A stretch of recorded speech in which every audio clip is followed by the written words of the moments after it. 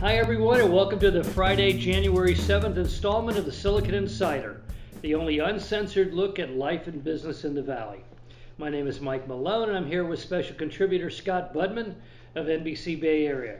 Our producer is Jordan Henderson, our East Coast correspondent is Bob Grove, and our host, as always, is the Silicon Valley Business Journal. Okay, well, first of all, welcome back. Welcome back. And I feel like I'm talking to a newly freed man. You can sleep in again, yes. Obviously, most of this episode we're going to talk about the Holmes trial because you're one of the few people that was there from beginning to end every day covering this thing. Yeah. Okay, so let's talk about the results. So the results came in, and some people predicted this, some people were surprised, Yeah. but Elizabeth Holmes was found guilty on 4 counts. Right. Of investor fraud, which is really why we're here in the first place. It was, did she lie to investors while collecting the money? And was there a wire fraud in there too? Yeah, essentially wire fraud, because a lot of this was done via the mail. Yeah, but that's kind of a catch-all. Right. They just throw that in to add more charges. But right, it was essentially, she was found guilty of lying to investors on 4 counts. Yeah. About the Theranos machines that didn't work. She was found not guilty on 4 counts, largely dealing with patients who were tested by those Theranos machines when they were out in public at places like Walgreens. And then 3 of the counts, there were 11 total, 3 of the counts were deadlocked. And the jury came back a few times to say, we're deadlocked on 3 counts. Yeah, that was like the longest week of your life, wasn't it? It was a long weekend. It was a long day. The final day, they came back a couple of times with jury notes, which is where everybody has to come back. Right. Including the defendant, including the lawyers, including the judge, and to get this note saying we're deadlocked. And the first time the judge said, go back. The second time, hey, give it another try. And eventually saying, okay, let's talk about what you have on the other 8. And, well, we've got 4 guilty, 4 not guilty. Again, I've never been in a courtroom for the reading of the verdicts. I've heard them as they've been broadcast live a few times. Yes. Say the OJ case or whatever. But to be in there is the kind of tension I hadn't experienced in life, not to mention as a reporter. You're just, 4 months of this trial coming down to what is being read literally in that moment. Sort of like, I don't know if you're old enough, but when they would read off the draft numbers. No, I don't remember that. Where there's millions of American young men sitting there not knowing what the next few years of their life is going to be like. And I can imagine that might be even worse, unless you're the actual defendant whose life is on the line here. But as those charges were read off, and it was interesting. But there were 2, they stayed deadlocked on 3 things, right? Right. And the judge declared that there was a mistrial. Well, I didn't know you could do that. Yeah, apparently you can if there are multiple charges and some of them are deadlocked. You can still go on to the other, in this case, 8. Okay. Now, from what I understand, the prosecution has the right to retry anything that's a mistrial or a hung jury or however you call it. I doubt that they will, because this is a big win for the prosecution. They got it. Why would you mess with this anymore? Right. Not only do you have a future sentencing, but goodness, we're just weeks away from the Sunny Balwani trial. That's her, her alleged co-conspirator. Is that going to be in the same courtroom? Same courtroom. Oh, same judge? That, I think so. Wow. And same prosecutors. Wow. So it'll be very Scott much. Budman? It's You're praying. It's unclear. It's unclear. But I don't think he has the sex appeal as her. Exactly. The world's not that interested in him. Right, and we can get about this later, but he did come up a couple of times, as an excuse. Hey, Sonny was in charge of that. Right. And so that will play over into his case, and also, more notoriously, as an abuser. Thing. Yeah, and the Svengali. Right, and so I remember listening to that thinking, boy, if Sonny Balwani doesn't come up with some sort of a deal and just avoid court and slink away, the rest of his life could be really on Holmes. Now we not only have convictions on Holmes that he was absolutely intimately involved in, but we have a label, allegedly, as a physical and mental abuser. He really lost big in this trial without even showing up. Yeah, and then if he ends up going to prison too, he's like a 3-time loser on this thing. Very much so, yeah. When's the sentencing? End of the month?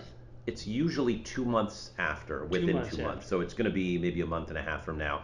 from what I understand, the parole board has a say, the judge has a say. Each side, the prosecution and the defense, will weigh in. The defense will say, this is a new mother, this is someone who is not a risk, she didn't kill anybody, she's no longer involved with any of this stuff. The prosecution will say, we need to send a message, not only, a message of vindication, I guess, for these investors, but perhaps a wider message to Silicon Valley and the business world, and that will be interesting. Do we know when she's due? I'm sorry? Do we know when she's due? The baby? The baby is 7 months old. Oh, I'm 6 sorry. months old or something. Yeah, so she had the baby. That was one of the reasons for the delay of the trial. So that's right. She's the new mother. Well, that's it's right there. It's going to work to her advantage. Okay, so in the press box, verdict comes in. Right. The old classic. Everybody runs to pulls up their phone, calls in the results. When did the betting start on the sentencing? It's not so much betting, honestly. There are some, and I told you this in previous podcasts, there are some reporters in the courtroom, or there have been, who cover trials regularly. Right. And those of us who don't really look to them, and I follow a lot of them on Twitter just to sort of keep up with their play-by-play, for lack of a better term. And, they would say it's doubtful that she gets the full 20 years. She's not going to get 20 years. Right. I mean, again, nobody died. The people who lost were very wealthy investors. And like we said, there is some sympathy on the other side. Yeah, they're going to point at that 9-month-old at that point and say, this child is not going to see his mother for until he's 30 years old. Right. So it's likely that she gets less. The one contribution I can make is I covered Martin Shkreli in his case. Yeah. The so-called farmer bro, also found guilty, given, I believe, a 6-year sentence. So I don't see her getting more than that. Okay. So somewhere between community service and 6 years, I guess. Yeah, you think we're ever going to see her in an orange jumpsuit? I don't think so. You don't think she'll go to prison at all? I think the sense is the point has been made. Don't do this, and she's got a certain amount of personal sympathy. I can't see her spending any time. County lockup? I mean, I guess it would be that prison in Dublin. You have to go to prison, but right. I don't know, and that is one of the, again, I don't say there's any betting going on, but there's they put Martha Stewart in prison, so yeah. Right. And again, Martha Stewart, by virtue of insider trading, you could say, was fraudulent and hurt investors, but she didn't physically hurt people. Right. Elizabeth Holmes, the things that surprised me, and this may limit her time in prison, is the not guilty counts dealt with the actual patients. Yeah, that's interesting. That surprised me. To me, the patients came off in the courtroom as very sympathetic.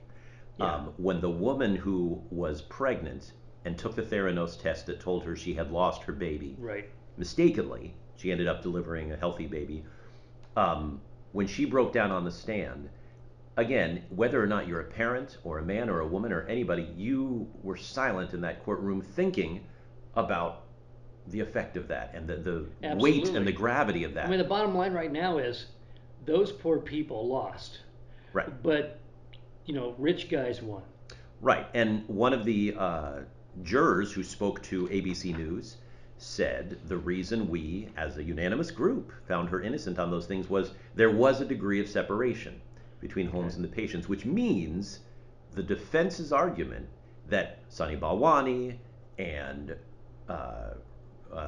Adam Rosendorf, the lab director who was on the stand for days, and we were all wondering, why is the defense continuing to cross-examine Adam Rosendorf?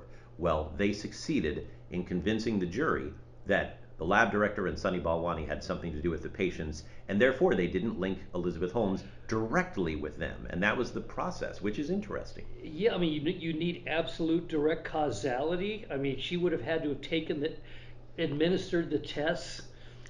I'm not sure exactly what it would have taken, but they did somehow convince the jury that there was a buffer. Now, we did hear audio tapes, where Elizabeth Holmes was talking to investors and saying, oh yeah, we're on board with the Department of Defense, and they weren't. Yes. And talking about things that were quite obvious and laid out by the prosecution as false.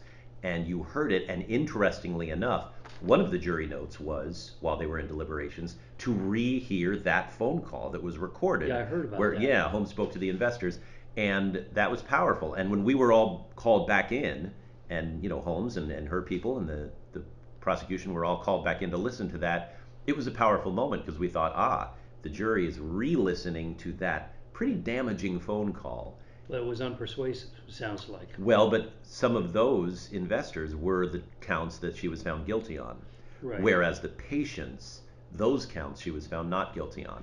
So do you think the patients feel vindicated in any way? I mean, so a bunch of billionaires, they can actually sue her, I suppose. They can bring civil action against her. But what about these poor people? What's their compensation? How do they get anything out of this horrible experience? I don't think they do. And again, it's not as if, I suppose there are some people who might later write books about this. Yeah. But you can't write a book about, hey, I was told by a test that I had prostate cancer when I didn't. Yeah, that's not a book. That's dodging a bullet. That's Yes, a that's horrible dodging, day for sure. turning into a big relief. And yeah, they shouldn't have been told that. But I don't know if there's any way to compensate those people, except for the fact that the person in charge is found guilty.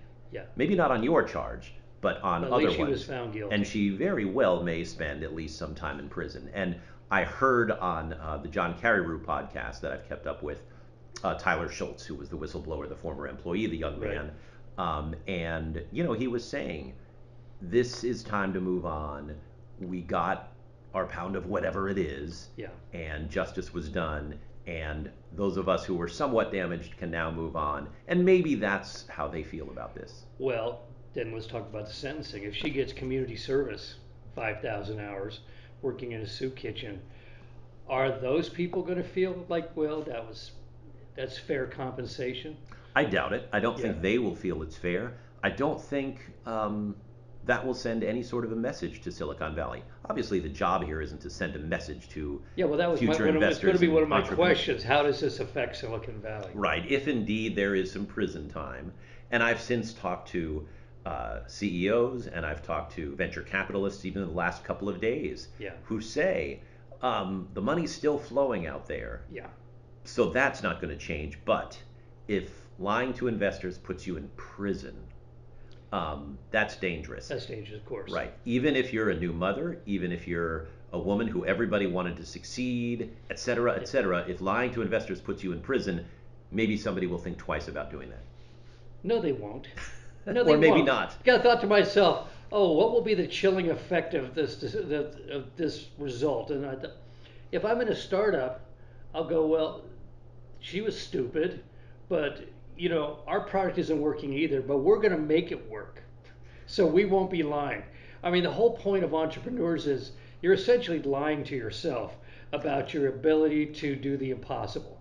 So I don't think her fate is going to be a message to anybody that's in a startup.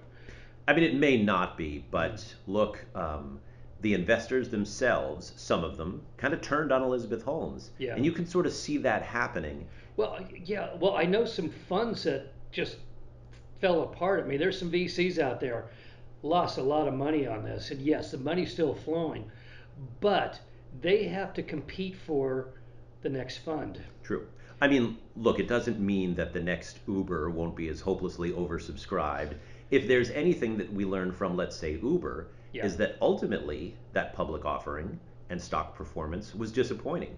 Yes. A lot of people lost money simply because Uber didn't perform Right. on Wall Street as well as people thought it would. And if that doesn't give people pause, I mean, that's actual physical money that was spent and lost. I'm starting to see the first articles saying, well, yeah, Theranos lied and all that, but it might be possible to do that technology. Well, there are. I actually interviewed the CEO of a blood testing technology company that was launched in 2015 in the wake of Theranos. And he said, yeah, we had trouble getting funding then, but then we proved that it worked on a much different level. Yes. We weren't saying, hey, we're in Afghanistan and we can do hundreds of tests. We were saying, here's what we can do. It's a little faster, a little less expensive, and here it is 6-7 years later, they're still around. Yeah. Because it works. What she did, and the book went, Bad Blood went into this, was every time there was even a moderate success, she said, no, I want 6 more things. Yeah. And that may have worked for Steve Jobs, but it didn't work for Elizabeth Holmes, and it got Yeah, her but in a Steve lot of Jobs trouble. didn't introduce the Macintosh in 1976. True. He put out a motherboard. You know, you got to walk before you run. Right, and Elizabeth Holmes did not walk. No. And a lot of these scientists that she worked with were saying, this doesn't exist yet. So let's do this instead. And she insisted, and that was what got her in trouble. As many people said, it was like Icarus flying too close to the sun. She just didn't go step by step. So does that make her a heroine 10 years from now? She tried. She went for everything.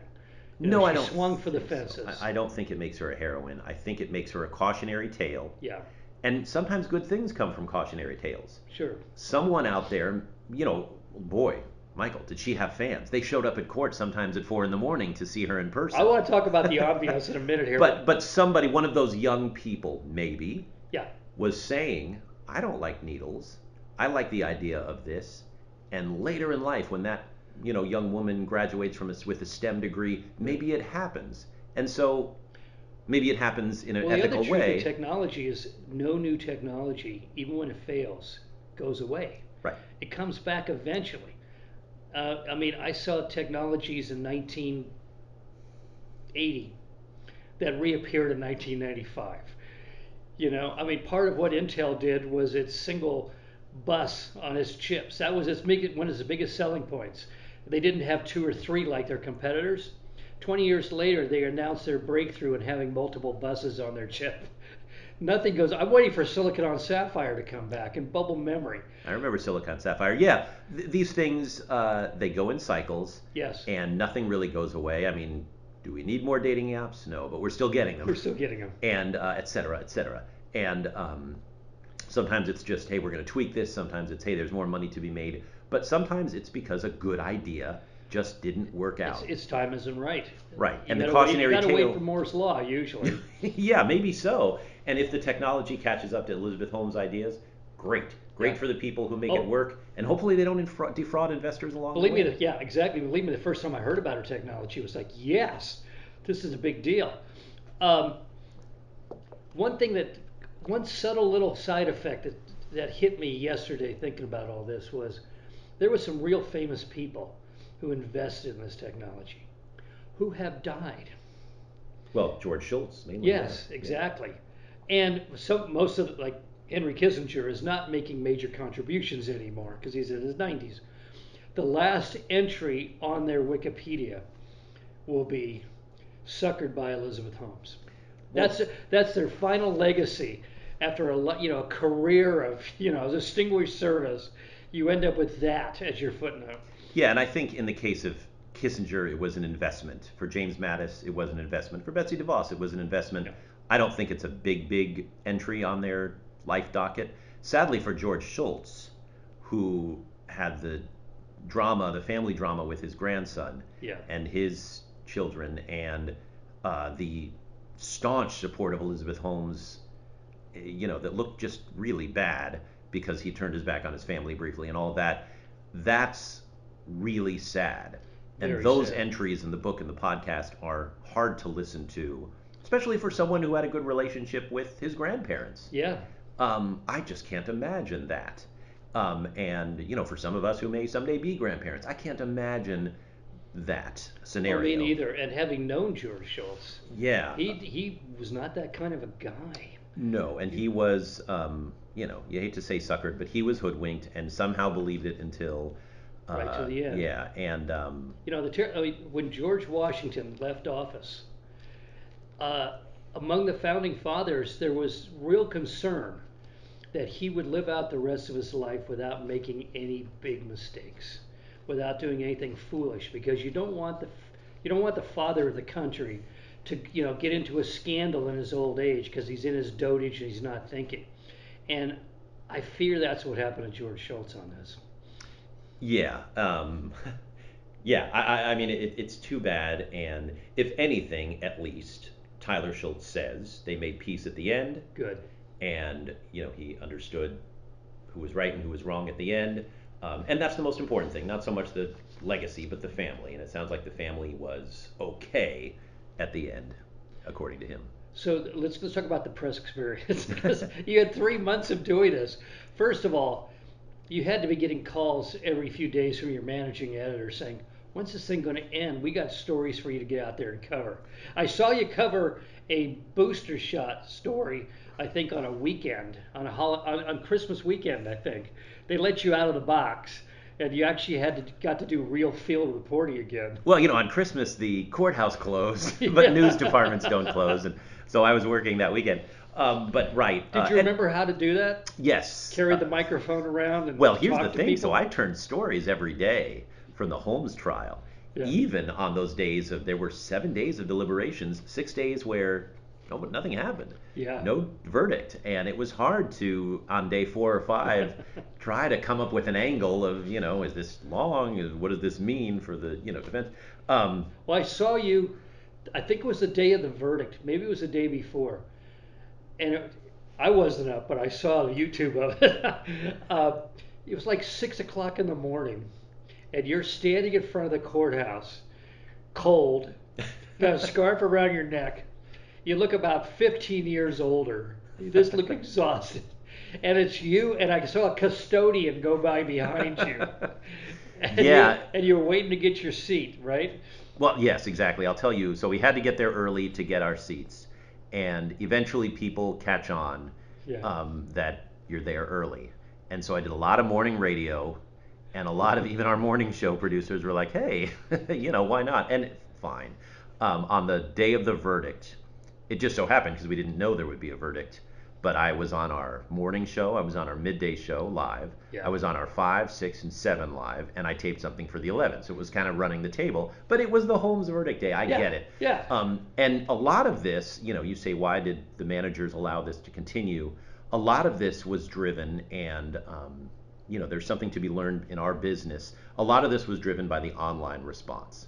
Ah, interesting. I have no idea if the new ratings. world. Right. I don't know if the ratings were up for TV because of Holmes. I just don't know. I'm not privy to that. That's several pay grades above me. Right. But I can tell you firsthand about the online response, and it was gigantic. Yeah. The amount of people of all ages reaching out to find out information on Twitter largely was just bananas. And I've got a high schooler who the tweets would get passed around. Yeah. Because people are so interested in this woman, they'd get back to my daughter who sees it and is like, "Oh, geez, that's my dad." Yeah. And that happened a Dad's number of a times. star for once. Yeah. And this is what they were talking about, and you certainly couldn't see. Yeah. Because it was a federal trial, no cameras, so people were checking it out online, and Well, that's how young with people. this podcast on LinkedIn.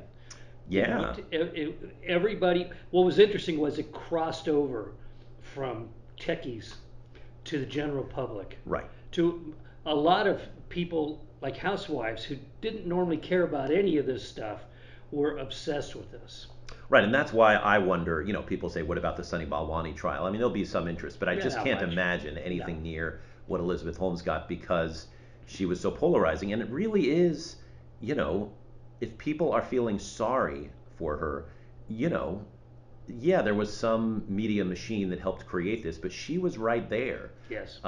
She hired the ad agencies. She spent money on those photos. It was very important to get that image, and the image helped build the company. How did she- Unfortunately, there were fraudulent. Now, obviously, she had a mask on, but could you tell how she reacted? Yeah, she was, as the verdict was read, I was watching her, and she was just stone-faced looking straight forward. Now, at several times, she did look over to the jury, but as it got to be guilty on this count, and then guilty on that count, Yeah. she looked ahead the whole time. At one point, she looked down. Yeah. She was alone, absolutely alone, and stone-faced silent. There was no cheering, no groaning, none of those sounds you sometimes hear. It was Right. dead silence.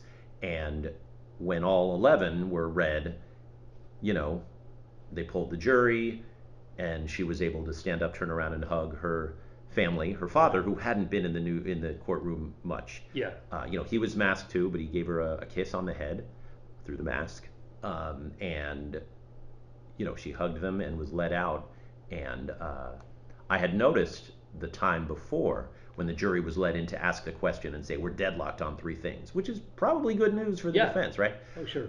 She looked at them, they didn't look back. Yeah, they're not looking back. And there were a few times when that happened, and I don't have enough courtroom experience to know what that means. No, I've always heard that. If the jurors look at the defendant it's going to be innocent. And if a jury won't look in the defendant's eyes, they're gonna send that person down. Maybe so. And if that was the case, we could have predicted this a little earlier. Okay. Because they really didn't make much eye contact with her, despite her trying to look at them. And now, did the media circus get even bigger outside? oh yeah, as each time, and this was again driven by Twitter. If we would tweet out, "There's a verdict coming in 14 minutes or Everybody 10 showed minutes." up. Yeah, by the time. So what I did was, you tweet out the final things, and then I ran downstairs. We were going to go live, and I had to get her on my phone and all those things. God, like real reporting, like the old days. It was a very old school. If you're So went And outside. The only thing you didn't do was run to the bank and pay for it. Exactly. I was thinking about that.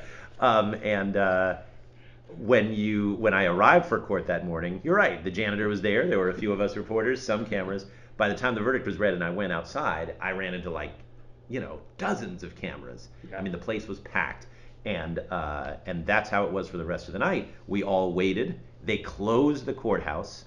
They closed those gates in downtown San Jose. She had to funnel through a very small door into the maelstrom of cameras. Right. And again, the trial is over. The verdict is done. It's nighttime. I hold up my cell phone, and I'm one of, easily 120 people there, and I've got my generation old cell phone while I'm holding a mic, so the shot is not good, of Holmes walking right by me. Yeah. And, within a couple hours, 40,000 people had looked at that kind of crappy video. The appetite for this was huge. Were the Holmesians, or whatever you call them, out there? Were the performance artists? Were the gals from the sorority there? Actually, yeah, there were some sorority people there. There was, some of her friends who were into the courtroom. Some of them had apparently task rabbits to wait in line. So we would all be in line looking, like you say, as we aged 15 years, and then someone would show up and say, "Oh, a couple hours, here's $100, and that person would go away. And we were like, that's not in most of our budgets as reporters, but there's a genius to that, I guess. But anyway, so yeah, that was... So the next morning, how'd you feel? Did you feel like a man newly liberated when you woke up in the morning and you thought, I don't have to go to the courthouse today? It was a good feeling. I mean, you began this in late summer. It was hot. August 31st was the first day. Yeah, it was a hot summer day. Of 2021. It ended in 2022. Yeah. Yeah. And you ended on a rainy, cold winter day. I must say, when I woke up the next morning, the first thing I did, which is what I've done every morning since, I've been in a courtroom for 4 months. We're masked, but come on, it's a packed courtroom. I was fearful. I wake up every morning and check my throat for whatever symptoms. Right. I'm vaxxed, I'm boosted, I'm trying to be careful, I'm double masked in the courtroom, but I'm scared. And so that's what I did that next morning was, I don't feel anything, I don't feel a tickle in my throat or anything good. And then, I looked at the clock and it was already like 7:30, and I thought, I haven't done that in a while. Nice. Go to the gym, walk around the neighborhood, reintroduce yourself to all your neighbors. Well, the neighbors, and again, even in the neighborhood, people are still keeping their distance, so they would shout questions about Elizabeth Holmes from across the street. But so it's just like being in court. So everybody was interested. There are a couple lawyer friends I have, and I texted them, "Hey, we got a verdict," and they're like, "Well, I know. We're all online checking." So everybody was up to the minute, and the big success, I think, was on social media, and I hope it was successful for the station. I don't know. We're all very remote. Right. We're not meeting in person, obviously, for plenty of reasons. So I don't know. But it seemed to be what people were checking with minute by minute. And it was interesting to see people from all over the country that were sent out by the Washington Post or the New York Times or the networks who were hanging out in downtown San Jose to... drinking at OJ's. And asking about the local coffee shops because they were sick of Starbucks. It was nice. Yeah. It was good to get to know those people. And then the caravan packs up and goes. Absolutely. And, that caravan was an expensive caravan for those first 6 days of deliberation with nothing to do. I would get calls from the network saying, "Hey, you want to just step in and talk for 10 minutes on MSNBC? We have nothing better to do." You're like, I guess that's a compliment. Why not? Sure, why not? Yeah. For your demo reel. Okay, so let's go through some other things real quick, because I think it's important. Omicron. It has hit hard since the last time we met. Right. For this. but it's not causing a lot of deaths. It's causing a lot of cases. It seems to be very, very infectious, but less lethal. Is there some point where we get to a variant of this that we decide, okay, now it's the common cold or it's the flu, everybody go back to work? I mean, it seems like we're locking down harder against something that we can't stop. Even the shots aren't working. Well, I mean, honestly, this is not the podcast for that. I mean, as much as I just could pretend over the last 30 minutes that I knew about the justice system, Yeah. I'm not a doctor. I do know that tech companies and newsrooms are shutting down again, or being more careful because Right. the case number is up. And I guess that makes sense. But you're right, it's not. Everybody who's had it has just said, yeah, it wasn't that bad. But it's going to hurt business because even if you're not hit as hard, you're still out for 5 to 10 days, depending on the policy. That's true. And so the fewer people that get it, the better it is. So if you can not get it, I don't know. You know what I mean? Oh, we're just kind of in a quandary right now. Right. I mean, I'm old enough to remember chickenpox parties and measles parties for kids. Just get the kids the immunity. I guess if we knew that immunity meant you wouldn't get it again, but aren't people getting this? They're getting it twice. Yeah. So I don't know. All right, I want to go through these real quick. Chip shortage. Samsung took advantage of the chip shortage. 52% jump in profits during the first 3 months of 2021. If you got chips, you're going to get rich right now. Yeah, Samsung was still a big presence even at the largely remote CES. They're just a big electronics giant that has chips. Remember, Apple flirted with the idea of we may not be able to make enough iPhones, but Right. boy, every quarter they still just kill it. Tesla the same way. These companies dependent on chips, but somehow they're getting enough. They're getting enough. So Tesla has record deliveries. Apple still is putting phones in the hands of people who want them. So we're not that bad, despite the warnings of some of these automakers and tech Right. companies.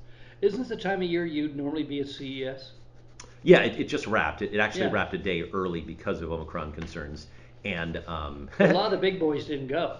oh, right. And a lot of companies. reporters didn't go. Look, I mean, as much as I was like, hey, we got to stick with this trial, I was much quieter about CES. I'll go to Vegas with Yeah. 100,000 people. Yeah, and the crowds were smaller. You know, I talked to people who were there. The big companies all pulled out. I can't imagine a CES without the Intel booth or the Microsoft booth or all those guys. And it just, it's there's a time to be cautious and a time to play the long game. Yeah. And I know Vegas doesn't do that very well, and the tech industry doesn't do that very well. But I get it. It was just too risky, I think. Intel issued. I've been cheering for Intel to get back, and they seem to be making bold moves and all that. Then they send that note to the Chinese government apologizing for being part of the boycott over the Uyghurs, and it's like, why would you do that? Why would you do something that craven and embarrassing? I don't know. You know, I keep thinking of Jerry Yang's apology, not to the government, but to Yeah. the individuals when he was running Yahoo. There are different ways to handle this. You know, you see it in the other entertainment industry and even in like the NBA. Yeah. Some people are sticking to it, and some people are saying But we know where Intel the didn't dollars have to do it. This was the government Right. policy. They could have said, hey, there's nothing we can do. Washington wants to do this. I mean, that would still be craven, but not as craven as this. This is embarrassing. Right, and there were still companies who, did the right thing when it came to, the politics. I don't understand. I mean, the scope of what they deal with, I realize, is global. You know, you look at the chip companies like Applied Materials and probably Intel. The business they do in America isn't anywhere near the majority of business No, that they not do, let's say, anymore. in Asia. Right. So it's a different strategy, I guess. Yes. That isn't our strategy because we're Americans. And I don't mean to say that Intel isn't American, but imagine if you lived in No, they have somewhere- divided loyalties. Exactly. That's a good way of The putting it. question is, at what point do they stop kowtowing to a dictatorship? I mean, once again, we're back to would you sell a computer to Hitler? Right. I mean, if you're IBM back in the day, Yeah. apparently, absolutely. Apparently, and yes. They didn't mind, and they knew what they were Mhm. doing. And I would like to think that today everybody else would say no, but I don't know. apparently not. Right. Okay, one last thing. I heard they got this from Grove. In a nod to the 1990s and the fun days of Silicon Valley, this is his quote. When they made things important and not silly social networks. Bye-bye to BlueBerry. BlueBerry's now gone. You mean BlackBerry? I typed BlueBerry. That's how long it's been. Oh my God. I actually had a blueberry smoothie yesterday. Blackberry. BlackBerry. I knew the people that invented it. Yeah, BlackBerry. Yeah. Good Lord. It's funny. I never actually had a BlackBerry, but I remember seeing them and thinking, Oh, they were ubiquitous. "Whoa, you can get your email." Yeah, it was. It was. They predated Palm. Think about this. They predated the Nokia phones in popularity. Obviously, the iPhones. They were not only ahead of time in cell phones, but they were ahead of time in all the features that were on a cell phone. Well, and you didn't see a bond trader or a stockbroker without one for a long, long time. But the reason Bob sent me this note, he did the first video news release introducing the BlackBerry. Oh, interesting. Okay. That long ago. That must have been a while ago. Famously, remember, and this is the modern era, obviously even much more modern, when Barack Obama got into office, he still had the BlackBerry. Yes. And wanted to keep it, and they said, no, sir, you're the president now. You can't send emails from a non-secure phone. But he said, I'm just addicted to Well, this. the age of the iPhone, all the people with bad thumb tendons now that traces back to the BlackBerry. Probably BlackBerry. miss having that little push-button keyboard. And you remember what they called it? The crackberry. The crack? Oh, absolutely. People couldn't do it. Yeah. And it seems so mild. It's like it's not the crackberry. It's like weed. The modern smartphone is crack. Right. Okay. And wow, blueberry. That's not a good sign. That's it. That's it for now, folks. You can find us on the Silicon Valley Business Journal homepage, as well as on Spotify, Anchor, Google Podcasts, Apple Podcasts, and YouTube. Have a great weekend. We'll see you next week. Bye-bye.